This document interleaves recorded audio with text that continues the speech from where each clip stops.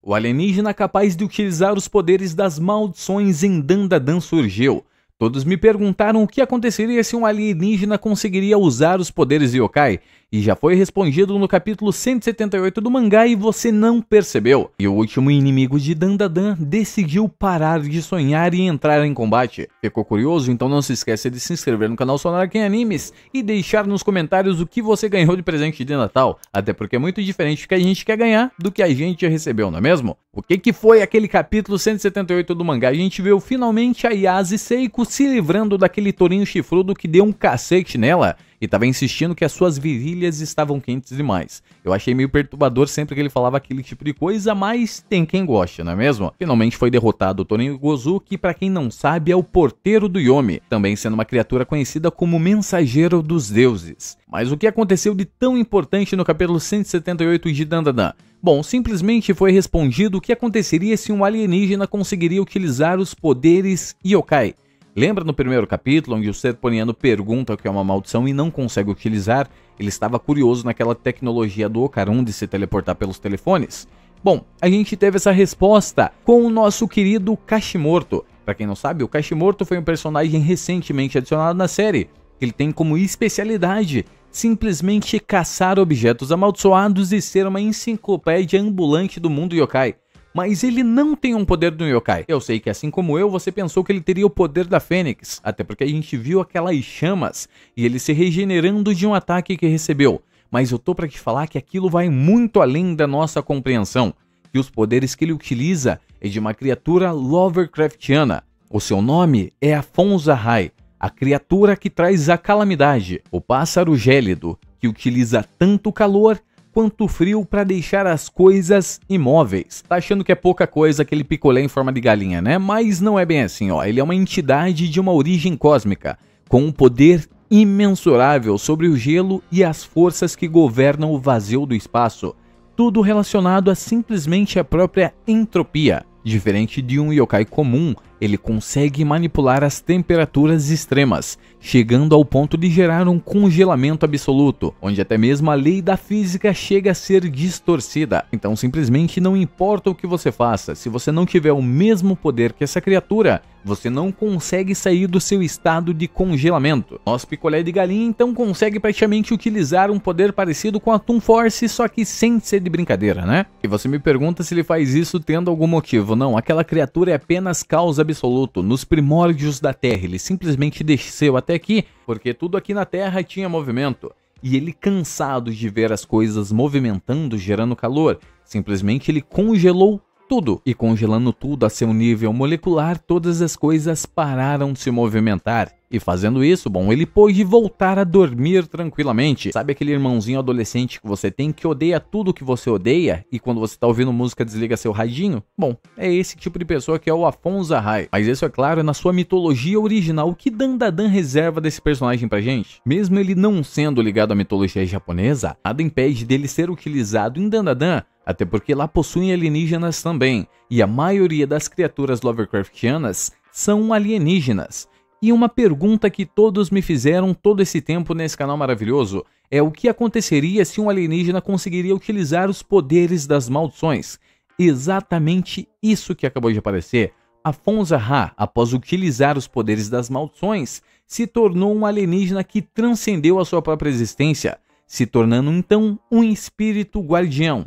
Até porque dá pra gente ver que em Dandadan não tem muita diferença entre yokais e alienígenas. Mas um alienígena com toda essa tecnologia e experiência, se ele conseguisse utilizar os poderes das maldições, certamente ele seria muito mais poderoso. E outra coisa, notou que Kashimoto tem um alto conhecimento sobre quaisquer maldições?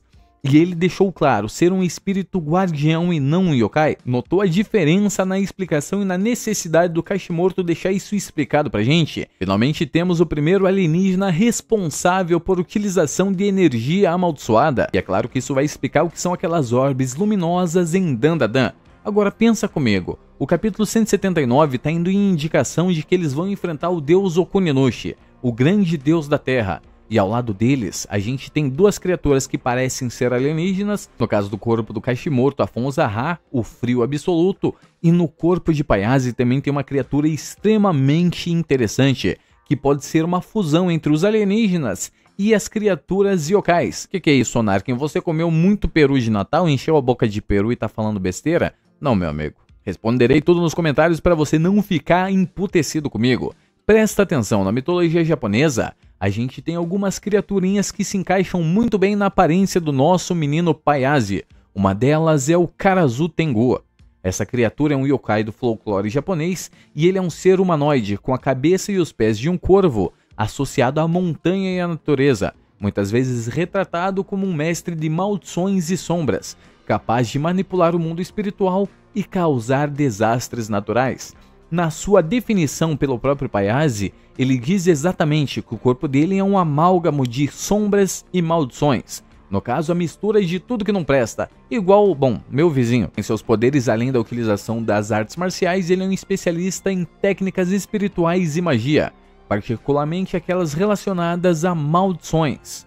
E é claro que pensando assim, você já sei quem ele é, então ele é Karazu Tengu. Não, ele pode ser também, na mitologia Lovecraftiana, o nosso menino Nyarlathotep. Esse nome é muito mais difícil do que parece. Ele é uma das figuras mais enigmáticas e importantes da mitologia Lovecraftiana. Ao contrário de outras entidades cósmicas, Nyarlathotep interage diretamente com os humanos e as outras raças, espalhando simplesmente o caos e a corrupção. Nosso menino Payase também espalhou o caos e a corrupção, só que não de uma forma escondida, digamos assim. Ele simplesmente falou que todo mundo que observa ele percebe que ele emana uma energia negativa e que é comum ouvir isso das outras pessoas. E os poderes do Nyarlathotep também estão ligados diretamente à manipulação sombria e quaisquer desastres que aconteçam em volta de outras pessoas. E o quadro amaldiçoado que apareceu nele provavelmente é esse item amaldiçoado que sim, já tem uma teoria preparada no canal Sonarkin Animes, só que eu decidi lançar essa antes para vocês. O que acontece em relação ao Payase? Muito provavelmente, ele é um alienígena que tem fusão nos espíritos yokais. Imagine o seguinte, o poder do Karazu Tengu, fundido ao poder do Nyarlathotep, uniria as duas mitologias e também faria, claro, uma união entre os poderes alienígenas, toda a utilização de tecnologia e os poderes psicocinéticos que tem alienígenas. E é claro que várias espécies alienígenas existem no mundo de Dandadan, e cada uma com seus poderes e formas diferentes. Fundindo isso, Nyarlathotep e Karazu Tengu daria essa criatura única e explicaria por que ele fala: o meu corpo é um amontoado de maldições. Então a gente já conseguiu responder absolutamente tudo. E para ser sincero com vocês, meus garotos, seguindo essa teoria maravilhosa explicando os dois personagens, nossos meninos estão completamente ferradinhos. Por quê? Digamos que Saint-Germain é o vilão da obra. Ele está tendenciando ao lado yokai, de quem quer descobrir todas as coisas, mas digamos que ele utiliza mais poderes yokais. Então os yokais são malignos. Já indo pro lado dos deuses, Seiko Ayase recentemente foi atacada por um deus, o Kuninushi, o grande deus da terra. Então se a gente for pro lado dos deuses, eles também são malignos. Você já começou a rezar pra Ludri-sama que proteger, né? Mas não esqueça que Ludris é um alienígena. E quem também é um alienígena? Bom, Cthulhu, a criatura mais vil de toda a mitologia Lovecraftiana. E é claro que eu vou fazer uma teoria maravilhosa com ele ligado diretamente aos Kur. No caso, o Kur-ryuki Nobutatsu, a raça alienígena responsável pela invasão dos sumerianos. Mas é claro que eu preciso fazer isso em outro vídeo.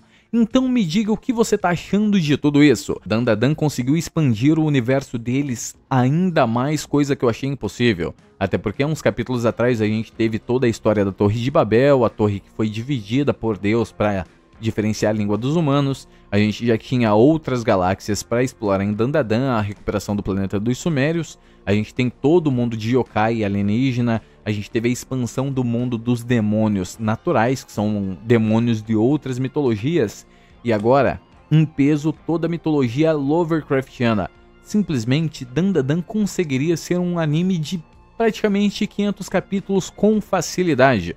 Mas é claro que nosso menino Yuki Nobutatsu vai ter que se virar para manter tudo isso em equilíbrio pra gente. Até porque se todos querem o Dandadan, e ele é absolutamente tudo, nada mais justo do que manter essa informação escondida da criatura adormecida.